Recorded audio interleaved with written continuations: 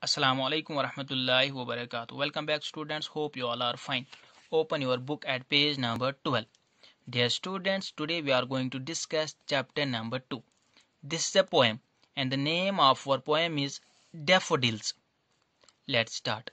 That floats on high over vales and hills, when all at once I saw a crowd, a host of golden daffodils, beside the lake, beneath the trees, fluttering and dancing in the breeze.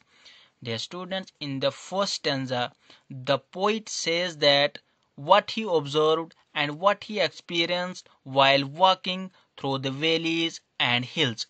When he passed through the valleys and hills, the poet saw a cluster of yellow golden daffodils. He saw these yellow golden daffodils beside the lake beneath the trees, and they were fluttering and dancing in the breeze. All the yellow golden daffodils were waving in the breeze. Now, second stanza. Continuous as the stars that shine and twinkle on the Milky Way, they stretched in never-ending line along the margin of a bay. 10,000 saw I at a glance, tossing their heads in sprightly dance. Dear students, in the second stanza, the poet says that the daffodils twinkled and stretched in a continuous line, just like the stars shine in the Milky Way galaxy. There were thousands and thousands of daffodils that the poet saw dancing in the breeze, and the daffodils were tossing their heads and danced with full of energy. Now the third stanza. The waves beside them danced, but they outdid the sparkling leaves in glee. A poet could not be but gay in such a jocund company. I gazed and gazed, but little thought what wealth the show to me had brought. Dear students, in the third stanza, the poet says that the waves of the lake also danced with the daffodils, but they outdid the sparkling leaves in glee. The poet could not help to